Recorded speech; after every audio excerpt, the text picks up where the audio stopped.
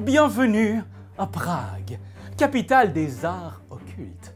Aujourd'hui, des alchimistes venus des quatre coins du monde vont s'affronter pour découvrir qui sera le meilleur. Chauffez vos alambics, c'est peut-être aujourd'hui que vous créerez votre chef-d'œuvre, votre magnum opus.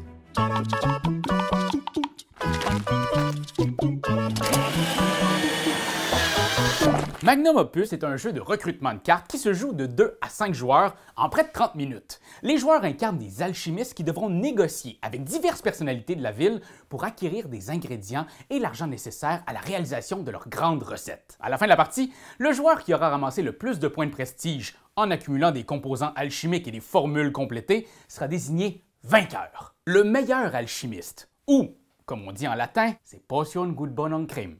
Pour le bien de l'explication, notez que je prépare ici une partie à 4 joueurs. Commencez par placer tous les ingrédients face cachée près du plateau. Prenez 5 ingrédients au hasard et placez-les face visible sur les espaces du bas du plateau ruelle d'or, ici. Prenez une carte composant en vue et placez-la ici sur le haut du plateau, place de l'horloge.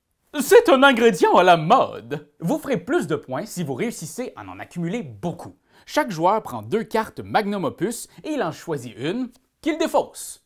La carte restante sera votre objectif. Donnez 3 pièces d'argent à tout le monde. Puis séparez tous les paquets de cartes personnalités par couleur et donnez-en un à chaque joueur. Mais, on joue à 4 et là il y a un 5e paquet. C'est normal. Peu importe votre nombre autour de la table, ajoutez toujours un paquet en plus, comme s'il y avait un autre joueur invisible. Grand-maman?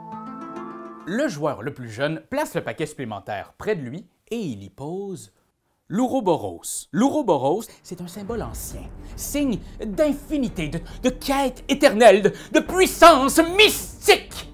Mais c'est aussi un aide de jeu pour éviter qu'on oublie l'existence du paquet supplémentaire. Oubliez pas là, OK? La partie se déroule en 5 manches et chaque manche contient 3 phases. Phase numéro 1, approvisionnement. Piochez 2 ingrédients alchimiques au hasard et placez-les sur les espaces du haut, toujours vacant de la ruelle d'or. Faites ensuite remonter l'ingrédient du bas qui se trouve le plus à gauche pour venir combler le 3e espace ici. Vous avez donc un peu d'informations sur les ingrédients qui seront en vente lors des tours suivants, puisque tous ceux qui se trouvent en bas finiront par remonter ici. Vous pouvez donc commencer à planifier vos acquisitions. Piochez aussi 3 ingrédients pour le placer sur la place de l'horloge, l'autre petit plateau ici. Phase 2, sollicitation. Prenez le paquet personnalité qu'on vous a signé en début de partie et choisissez une carte. Placez-la en secret devant vous. Quand tout le monde a choisi, révélez votre carte puis passez le reste de votre paquet à votre voisin de droite. Nota bene. Lors du tour 3 et 5, vous passez le reste du paquet à droite et lors du tour 2 et 4 au voisin de gauche. Pour faire changement. Oh, stop! Oui, toi, oui, le joueur avec le paquet Ouroboros. Ne prends pas le paquet de ton voisin. Prends le paquet Ouroboros en main et place le marqueur sur le paquet que ton voisin vient de te passer. Vous recrutez ainsi une carte à la fois jusqu'à ce que tout le monde ait sélectionné 6 cartes. Arrêtez tout! Je sais qu'il reste des cartes, mais dès qu'il y a 6 cartes révélées devant tout le monde, on passe à la phase 3. Le joueur détenteur de l'Ouroboros appelle à haute voix chaque carte personnalité par leur chiffre en ordre croissant. Monsieur 1. Le joueur qui a le plus de cartes devant lui de cette personnalité réclame son bonus. Oui, quand on est majoritaire, on gagne tout ce qui se trouve sur la carte. Parfois, il y a un financement, un symbole de pièce, donc je gagne du cash. Mais il y a aussi des faveurs. Par exemple, Monsieur 1 me permet de défausser une carte personnalité visible devant un autre joueur. Ça peut faire mal. Madame 4 vous permet de donner une pièce d'argent à un ami pour lui prendre un personnage. Je pourrais arracher une majorité à un rival comme ça. D'autres vous permettent d'acheter des ingrédients de la ruelle d'or contre 4 pièces d'argent, etc., etc. Les personnalités 1 à 6 indiquent aussi des ingrédients alchimiques. Vous avez l'option, avec eux en tant que majoritaire dans cette personnalité, de renoncer au financement et à la faveur pour acheter un ingrédient de ce type sur la place de l'horloge au coût de 3 pièces d'argent. Le petit plateau ici, là, avec l'horloge. Mais là, qu'est-ce qui arrive si moi et mon ami, on a exactement le même nombre de cartes d'un dit personnage? Si vous êtes à égalité avec un autre joueur, tous deux vous bénéficiez uniquement du financement de votre personnage, s'il en offre. Pas de faveur ni d'achat à la place de l'horloge. Donc, c'est un gros avantage pour le joueur avec l'Ouroboros. Il commence la manche avec un accès libre à 2 paquets encore intouchés. il a de fortes chances de viser la majorité sur une carte en particulier. Mais si tout le monde est conscient de cet avantage, peut-être que tout le monde va essayer de vous bloquer l'accès à cette majorité. Alors il vaut mieux éviter vouloir obtenir cette majorité, mais alors je sacrifierais mon avantage. Bon, c'est ce qu'ils veulent, oui. Je pense qu'ils sont entrés dans ma tête. Oh. C'est là tout le casse-tête du jeu. Quand toutes les personnalités ont été annoncées, retirez les composants alchimiques restants dans le haut de la ruelle d'or et sur la place de l'horloge et débarrassez-vous-en. Notez qu'au total, il n'y a que 6 jetons de chaque type de ressources. Certains ingrédients deviendront donc plus rares.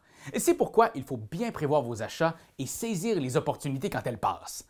Reconstituez les paquets par couleur, puis donnez-en un à chaque joueur. Le joueur avec l'Ouroboros passe le jeton à son voisin de gauche. Ne l'oubliez pas! Cette passation est cruciale et le glorieux serpent magique en métal est là pour vous le rappeler.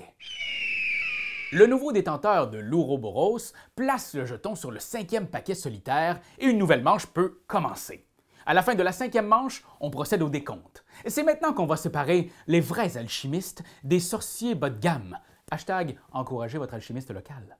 Vous faites 1 point par ingrédient alchimique devant vous, 1 point supplémentaire par paire d'ingrédients alchimiques en vue, 2 points par recette complétée sur votre carte Magnus Opus. Notez quand même qu'un ingrédient ne peut pas servir dans plusieurs recettes. Comme dans la vraie vie, celui qui a le plus de points est désigné vainqueur. Et comme on dit en latin, vini, c'est fini, les amis. Magnum Opus est un jeu de recrutement très serré où vous pouvez vraiment mettre des bâtons dans les roues de vos adversaires. Un jeu tout simple, avec une interaction forte où vous serez souvent sur le bout de votre chaudron. Et n'oubliez pas que le secret dans toute bonne recette, c'est l'amour. Carpe diem. Yo. C'est toi de trouver l'épisode de jour du Popoche? Sonne la cloche! Sonne la cloche! On parle de jeu, like-nous, commande, suis-nous, ouais! Sonne la cloche! Sonne la cloche! Partage à tes amis, partage à ta mamie, Oh ouais! ouais, Sonne la cloche! Sonne la cloche! Comment ton ouais, fais le mon kiki! Sonne la cloche! Sonne la cloche! Sonne la cloche comme quand Jésus a sonné à la porte pour aller souper chez Zachée.